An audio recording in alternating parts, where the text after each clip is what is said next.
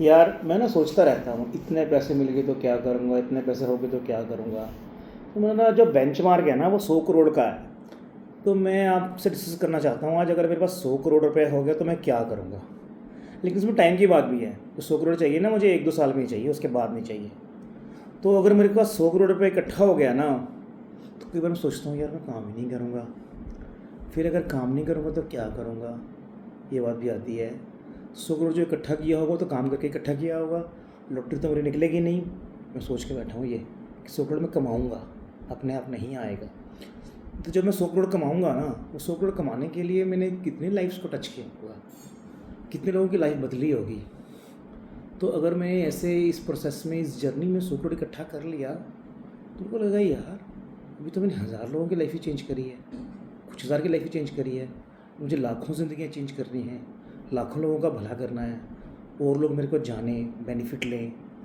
तो अगर मेरे पास 100 करोड़ रुपये इकट्ठा हो गया ना, तो जो मेरी लोगों की लाइफ को ट्रांसफॉर्मेशन करने की जर्नी है या बेनिफिट देने की जर्नी है, वो और फास्ट हो जाएगी।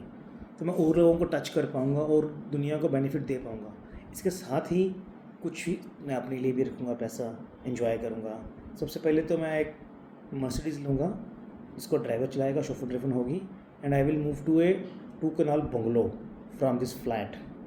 तो मैं ये कर लूँगा। उसके बाद ऑफिस में मैं थोड़ी अच्छी टीम हायर करूँगा, जो कि टीम लोगों की क्वेरीज़ को टाइम पे एंटरटेन कर पाएगी, उनको टाइम पे रिस्पॉन्स दे पाएगी, और मैसेजिंग और इन्फॉर्मेशन बेटर होगी।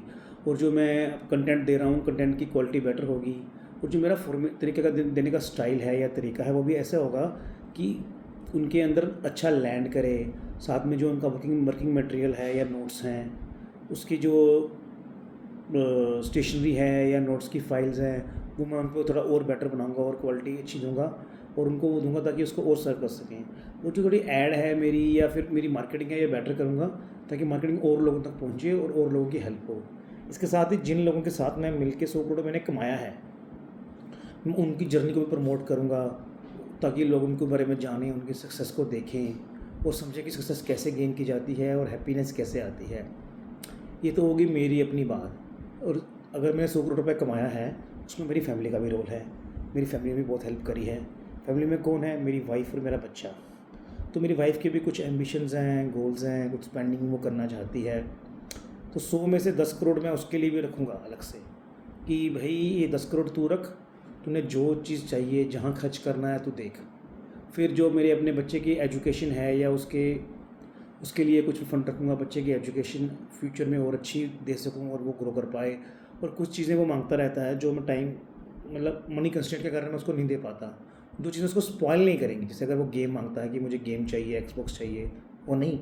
जो चीज़ें वो मांगता है और चाहिए और उसको ग्रो करेंगी, वो मैं उसको परचेज़ करके ला के दूँगा। और कुछ फंड मैं उसके फ्यूचर के लिए भी रखूँगा।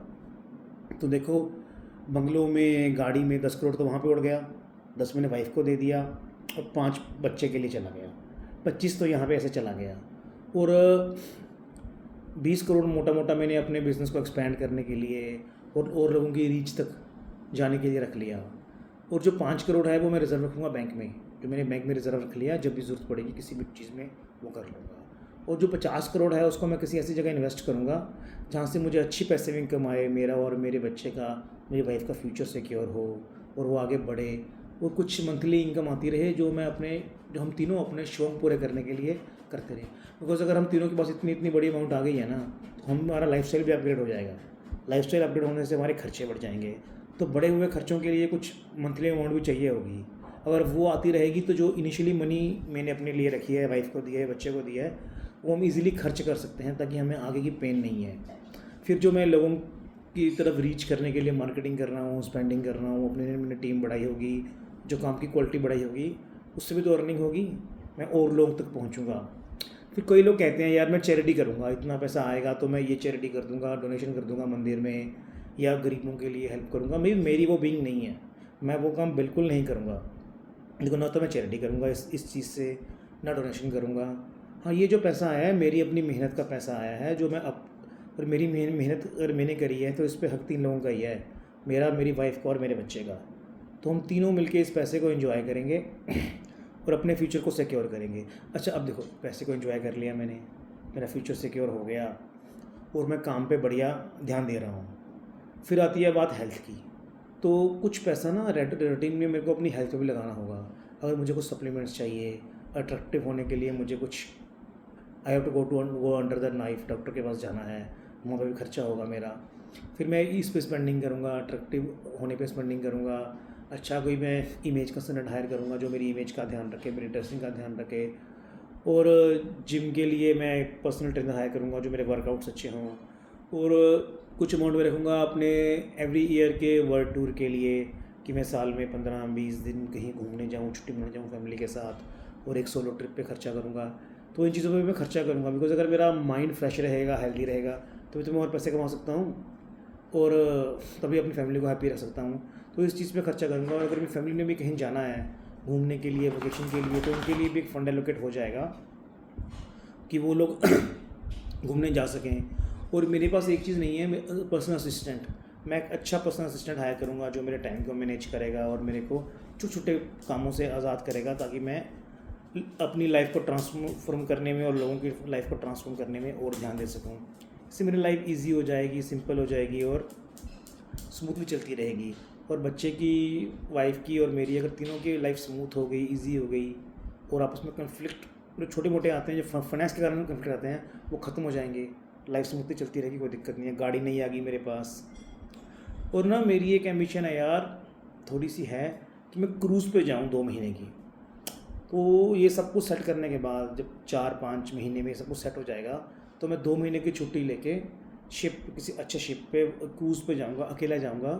वो जो 2 महीने का टाइम होगा मेरे को अपने अंदर देखने के लिए, सेल्फ रियलाइजेशन करने के लिए, लाइफ में मेरी अब तक क्या हुआ है क्या नहीं हुआ वो देखने में काम करेगा, साथ में फ़न भी रहेगा।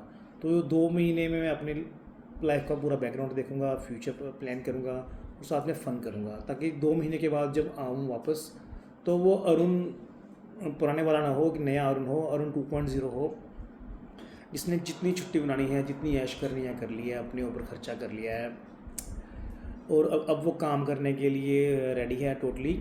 और उसका फ्यूचर भी सिक्योर है, बिकॉज उसने 50 करोड़ यार ऐसी जगह इन्वेस्ट किया हुआ है जहाँ से उसकी पैसिव इनकम भी आ रही है और पैसा ग्रो भी हो रहा है। तो उसको ना तो पैसा कमाने की टेंशन है, ना फैमिली की टेंशन है। फैमिली की सारी नीड वो पूरी कर चुका है, बच्चे के फ्यूचर सिक्योर कर चुका है, उसकी नीड पूरी कर चुका है, और अपने बिजनेस में उसने पैसा इन्वेस्ट कर दिया है, कुछ चीज़ों को ऑटोमेट कर दिया है, स्मूथ कर दिया है, और वो छुट्टियाँ भी बहुत ज़्यादा बना के आया है। तो उसे कुछ, जितने फोमो है ना, मेरे सारे फोमो ख़त्म हो गए हैं, फियर ऑफ मिसिंग आउट, जो सारे फोमो ख़त्म हो गए हैं। मेरे को कोई रिस्क नहीं है, कोई डर नहीं है, फ्यूचर भी सिक्योर है।